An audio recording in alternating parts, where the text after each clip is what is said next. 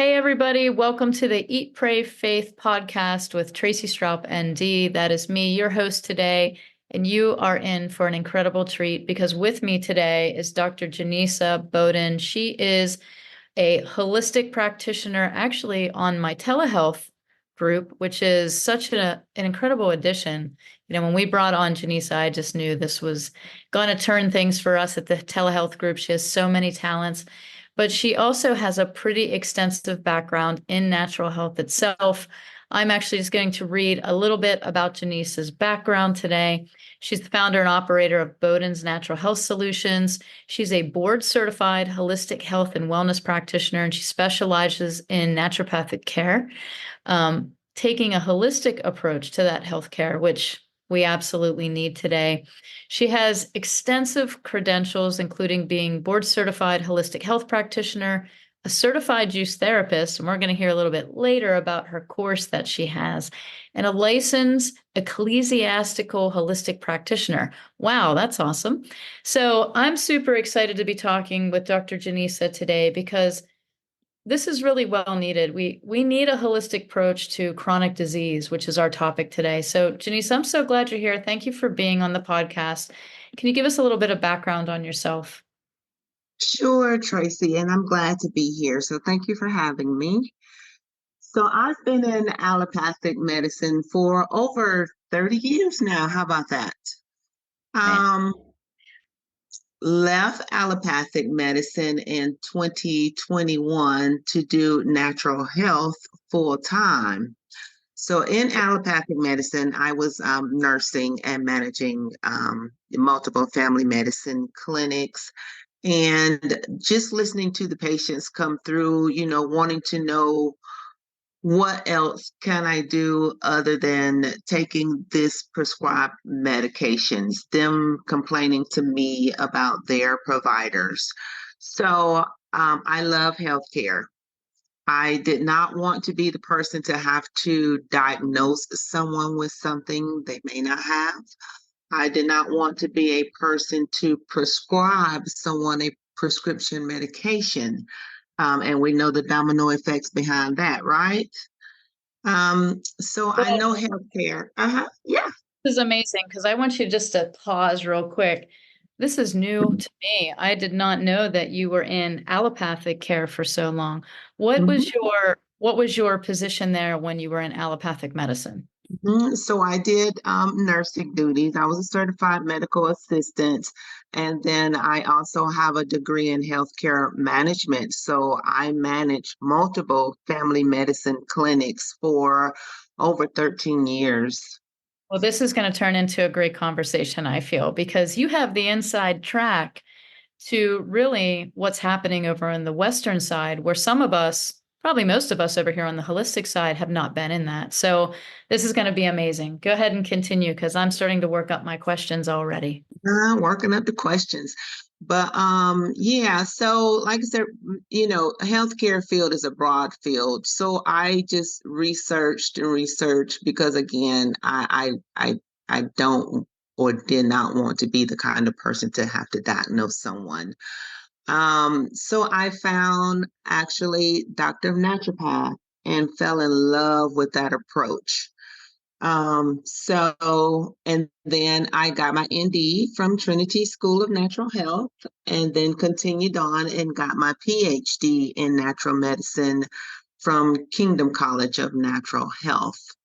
So 7 years later, I am now practicing that full time just because I feel like my chapter had ended there. But, before I left, I actually tried to integrate the two because I feel like it's all about helping the person. Both can work together to help the person. But unfortunately, the organization that I worked for at that time, now they allowed the providers to refer to me, of course, but they did not want to integrate the services. So I just felt like the Lord had ended my chapter there. Jeannisa, it's time to go. Put you in a position where I need you to be to help my people. So now I am doing this full time and ready for the people to come in to be healed, not by Jeannisa, but by the Lord. I'm just going to equip them with the information they need to get there, right? Awesome. Well, we are so honored that I don't want to say you're on our side now, but I am. I'm kind of really honored that you're on our side of true healthcare, right? So Right. let's talk about this holistic approach to chronic disease. What do you feel is the fundamental differences in basic foundational needs with people on the holistic side? So what I find, Dr. Jeannisa, is when people come to us, we are always their last effort, right? Yeah. They have struggled in the medical system. And I'm not going to say medical practitioners because it's not the people, it's the system of how they are taught and indoctrinated to treat diagnostically a disease. And then there's a pharmacological or surgical procedure to repress some sort of system or function. And it's not root cause, it's not health. So let's start with the basic foundational needs of every individual with chronic dis-ease. Give me kind of what you do with your clients when they come to see you. So it's quite simple, Tracy, really. It's the small things that make the big difference. And just take hydration, for instance. That's a foundational need, right? Majority of the people that come to us don't realize that they are hydrated because they are not even drinking the minimum amount required of water. Mhm, mhm. Water can do an amazing thing, can't it? Absolutely. Yeah. So we tend to overcomplicate health. And what I'm hearing from you is it doesn't have to be so complicated, that even the smallest changes in lifestyle. And I actually think there was a study, and I can't remember where I read it, but it was a study that actually assessed changing three foundational things in your life, such as getting better sleep, drinking more water, and walking every day for 30 minutes actually increase life expectancy by over 50%. Just three little Yeah. things. So what foundational things do you concentrate on in seeing clients? Your hydration, the nutrition, the digestion, our elimination. I mean, though, and just like you said, sleep. I mean, those are your basics, really. And then you throw in there some deep breathing to support those lungs, getting that sleep in, the emotion, and making sure we have that spiritual balance. Yeah, absolutely. So the deep breathing, that's not something we talk about all the time, and that seems to be free. So give us a little synopsis. How do you work with clients to get them to breathe deep, and why is it important? Are we not deep breathers overall, or what do you feel? We are not deep breathers overall, but that is a great exercise for lungs. But deep breathing also helps with our emotions. Also, provides relaxation, a little bit of meditation in there. But deep breathing exercise, if we just did that 10 minutes out of a day, a deep breath in through the nose, and then exhale out through the mouth, making a whooshing sound. Again, that allows us some relaxation time. It releases toxins from the lungs. Just by doing this 10 minutes out of a day can release about 3 pounds of toxins in a week. Wow. And if anyone needed a diet tip, right there it was. So just by breathing deep and releasing toxins from the lungs, you can release up to 3 pounds of toxins a week. That is amazing. I know everyone's taking some deep breaths right now. I know I was doing it. So I think one of the things I wanted to ask you today was about symptoms. And you come from the medical field. Usually symptoms are repressed. How do you explain symptoms? Symptoms is our body's way actually of speaking to us. The symptoms are alerts that our bodies are giving off, just alerting us that hey, either we're not giving it something, not giving it enough of something, or it's just missing something. And a lot of people tend to ignore symptoms and just until it's just too late. Symptoms are alert signals that our bodies is telling us, hey, something you're not giving me, or you're giving me too much of it. Exactly. So, as Dr. Jeannisa and I probably agree on this, right? There's only two paths to disease, and it's toxicity or deficiency. And so basically, I'm hearing you say symptoms are actually just warning signals, and they're actually part of our physical discernment, as I like to say. And they're actually good because they get us to people like you that can help take care of that symptomology because there's really a root cause behind it. So, what about cravings then? What do you normally explain to your clients when they have cravings? So, cravings can come out of multiple things, but usually what triggers to me when someone says I'm craving something, it more or less tells me we have some sort of nutrient deficient. Just take chocolate for instance. People craving chocolate. When I hear that, my mind automatically goes to, okay, we're missing some magnesium here in the picture. Yep, absolutely. Ice chewing is another one. That's I was chewing, exactly. Yeah, iron deficiency. Yes. Mhm. Yeah, so kids especially with chewing ice. I mean, I watch a lot of little kids that will go and, have a glass of water, or it's usually soda, let's be honest. They're not drinking. And I see them over there crunching on the ice, and I'm like, you probably need a little bit of iron, little man. So I think one of the biggest probably issues that I see with healthcare in general, and I'm not going to call allopathic medicine or the Western side of medicine healthcare. I really think that's kind of like a disease management regimen. You're going in there, you get diagnosed with a disease, and then Right. there's a prescription or a surgery or some sort of pathway in that regard.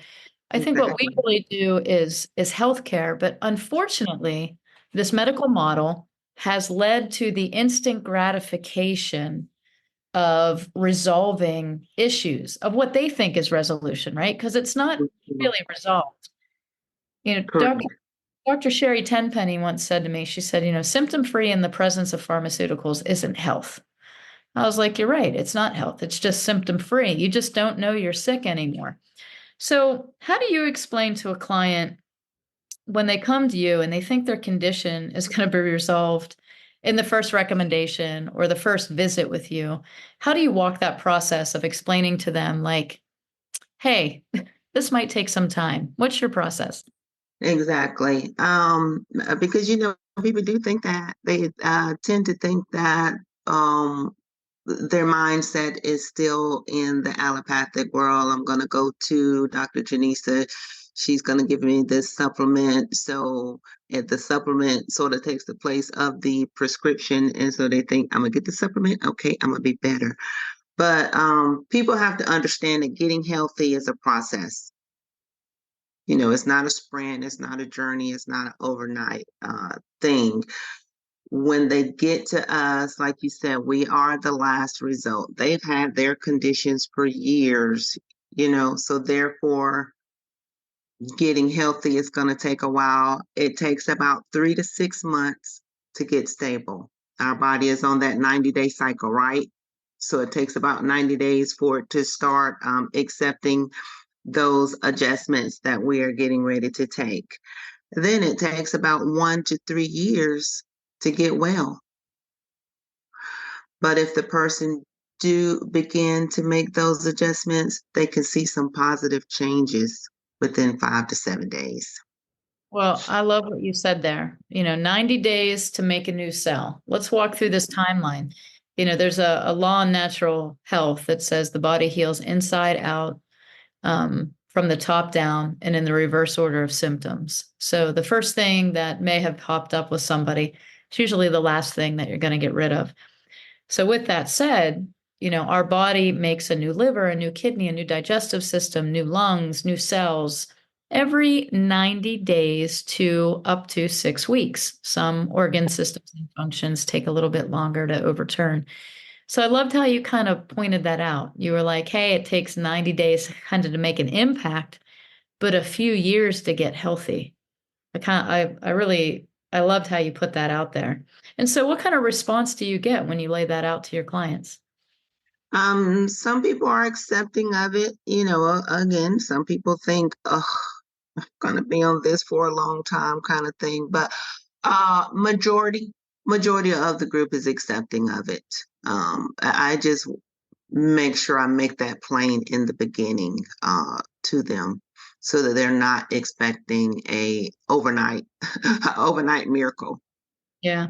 Well, the process, I always tell people you didn't get sick overnight. So I don't know why you would expect to get healthy overnight. That would be really nice. I mean, Jesus can heal in a word, but it also sometimes just takes time. So, but I do think that's a really great policy to set the expectation that, this is a journey and we're going to walk it together, but it's not going to be instantaneous. So, very good. Now, earlier you talked about the right spiritual balance. Can you kind of get into that a little bit and why you feel that's so important? Yes. For me personally, Tracy, every client that I see, I always pray and seek guidance in my recommendations for every individual. And I just think having that spiritual balance, that spiritual relationship, we know that our Savior Jesus Christ is the only healer, right? He is the foundation. So having that foundation and then you build upon that is very important to me. Now, not to say that my clients have to believe in Jesus, but they do know that I do. Yes. Yes. Well, I am the same. I think it's extremely valuable to give people, to let them know who you are. And I'm proud to be a follower, lover of Jesus, of course. But same. If that's not who my client is, that's okay too. But I do agree. They will know that I do. So a few questions on the foundations. If you could give people just some simple guidelines, that they could implement today, what would be, three foundational changes that you would recommend to everybody listening? And can you go into each one? Tell me why you're recommending that change and why it's important and how it will help improve their health. Hydration, drinking enough water on a daily basis. We should be drinking at least half our body weight in ounces every day. Now we can throw the teas in, the lemonades, the coffees, the whatever. Uh, but we still should be drinking at least half our body weight in ounces. Water regulates equilibrium, body temperature, lubricates our tissues, flushes out toxins, um, balances out the pH, cell creation, moisturizes the skin. So, water alone, if they just made that one little change, water alone can make a big difference. And then we throw in there some nutrition. Yeah, we're all, or I guess I shouldn't say we all, but most people come in eating the SAD diet, the standard American diet. Um, Nutrition is very important. We should be eating real food. Look at your label. The ingredients should be food. We should be eating whole, fresh fruits and vegetables, organic, preferably. If we can get organic, and sometimes we can't due to the expenses, please wash them thoroughly. So, do you have any recommendations? If someone can't buy organic, is there a way that you recommend they wash their vegetables? Yes, hot water, apple cider vinegar, and we can throw some baking soda in there. Nice. Nice. Yes, I yes. also wanted to circle back on the water. What kind of water? Because, I get the question all the time, Dr. Tracy, what kind of water should I drink? I usually say clean water, filtered if possible, but what do you recommend? Do you like Or reverse purified. osmosis? Yes, reverse osmosis, the purified water. Yes, ma'am. No tap water. Let's avoid tap water. The Yeah, chlorine, fluorine, all of that stuff.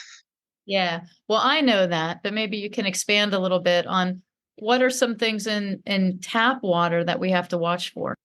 That chlorine, that fluoride, all the chemicals that the body interrupts our chemical makeup in our body. Tap, especially people dealing with thyroid issues, should avoid the tap water because of the fluoride and the chlorine and things that's in our tap waters. Yeah, and now they're finding residue from medications as well. So, I mean, tap water in itself is just it's just toxic. And I think for those that are listening, if you don't know the impact of chlorine, it can actually hijack receptor sites of the thyroid that iodine should be part of. So can bromine and fluoride. I mean, Dr. Jeannisa, you probably know ins and outs on fluoride. Um, but neurotoxin, I mean, we know it's a carcinogen. I mean, why are they putting it in our water? It doesn't help our teeth. It cannot be absorbed digestively for any type of dental benefit. And I'm sure Dr. Jill could speak to that as we did one on Yeah. the health of the mouth, right? So many things with just water, plus the pharmaceuticals. I mean, we don't know what those pharmaceuticals are. If you live in certain areas like I do, we have for a long time higher levels of lead in our water. What about your area? What do you find? The lead. And we saw the disaster in Ohio, where they had a chemical spill into the water. So I think your point of hydration, reverse osmosis, and a lot of people don't know what reverse osmosis is. And just so in case you don't know, it's just a way of using an osmosis technique, which is called reverse osmosis, that is going to bind and pull out any constituents within that water. Now, that also includes any type of minerals, metals, anything like that. It's just H2O at the end of the game. And I actually read something one time, Dr. Jeannisa, that the energy potential of oxygen, which is normally 16, actually increases with reverse osmosis because of the number of oxygenated molecules without interference. So, everything you said about lubrication and digestion and being a medium of all things, it actually becomes a more beneficial and higher energetic um, process for your body, which I think is really cool. And I think it's probably why God put it everywhere, right? Because water's everywhere. It was a clue. The Exactly, exactly. Lord's like, here's a clue. All right, what's number three? Tell me number three. I'm gonna back up to the nutrition again because that's one of the things we hit on with getting the fresh fruits and vegetables in, and that is one of the reasons how I got into juicing too, Tracy. I had clients who did not like to eat vegetables, so that's what made You me those start clients, studying juicing. were you those clients? Did you not like vegetables, Jeannisa? I well, some vegetables I do not like. That is correct now. So I would throw myself in that category too, but I ate more than this particular client. So juicing is that raw nutrient. You getting those raw nutrients from the fruit and vegetables itself.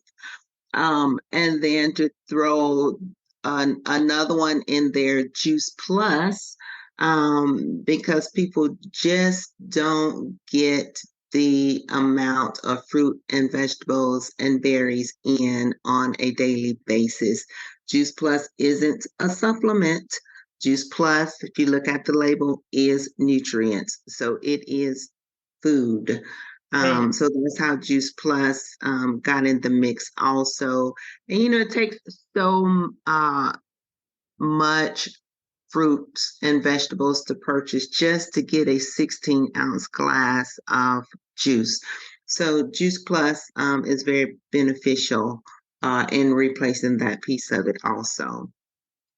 And then, Um, they have great delivery systems too. So, I've used Juice Plus with my kids growing up. So if you, we'll put the link, Jeannisa, your link in the details of this podcast if anyone's interested in learning more. but dehydrated nutrients, right? In a very concentrated form, so you can take less, has higher benefits. If you don't love the juice and you don't love your vegetables, we have found a way that you can actually take it and you don't have to eat it that way, right? So you're welcome. There Exactly. you go. Yeah. All right. So your third one, ma'am, and this one is a big one that I've found with people. And now I am going to throw myself into this one. And this is bowel movements. You know, us naturopathics love to talk about the bowels. You know, There people come in and are not even getting one in a day. Yeah, it's sad. But Yes, Dr. Jeannisa, I mean, I'm sure you've heard that practitioners on the allopathic side will just say, well, that's your normal. Tell us about that danger. exactly. Yes, I've heard that. It was told to me. I mean, before I even knew anything about naturopathic medicine, I was that person who weeks, Tracy, before I would have one bowel movement. Weeks with a S. Okay.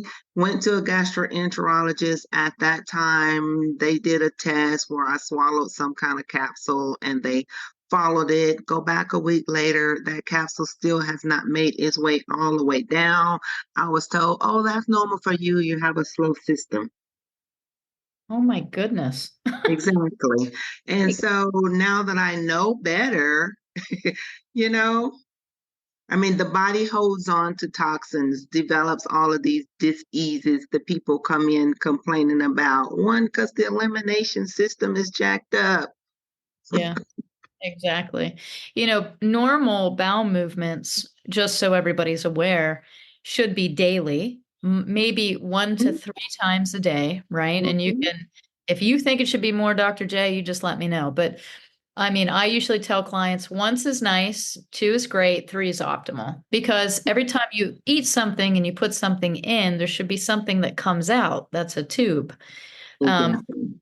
should be formed like a banana without any big cracks or divots. And should be about the thickness, maybe, or size of a medium-sized banana. Shouldn't be very thin. If you have thin bowel movements, that means you have inflammation through your colon. If you have pebbles, and if you do you want to run through the Bristol stool chart and tell us what each side means?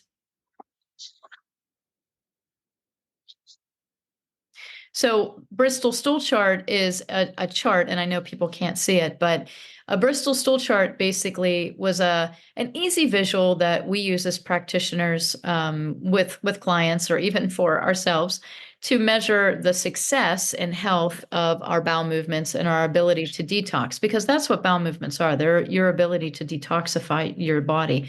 The colon actually has to stay at a certain level of hydration, which goes back to your point, Dr. Jeannisa, of being hydrated because it helps with bowel movements. And if you don't have enough hydration in your system, your body's going to absorb from the colon the dirty, mucky poop water that's in there to hydrate your more essential organs. So that's kind of gross. So if you're not having bowel movements, it's really important. It's also extremely important to drink your water so that you don't have dehydration, so that your body's using sewage water to hydrate your body, for sure. So, left side of the Bristol stool chart, if your bowel movements are pebbles, they're kind of, small and they're coming out in pieces, that usually is a sign of dehydration. On the flip side, if you're to the right of the Bristol stool chart and things are messy cleanup, kind of what we would call a sloppy bowel movement, loose, that's usually an issue with assimilation of proteins and fats. So that's where digestive enzymes would come in. Do you have any recommendations if people have one side or the other of the Bristol stool chart? Yes, I do colon intestinal cleanses with my clients also, Tracy.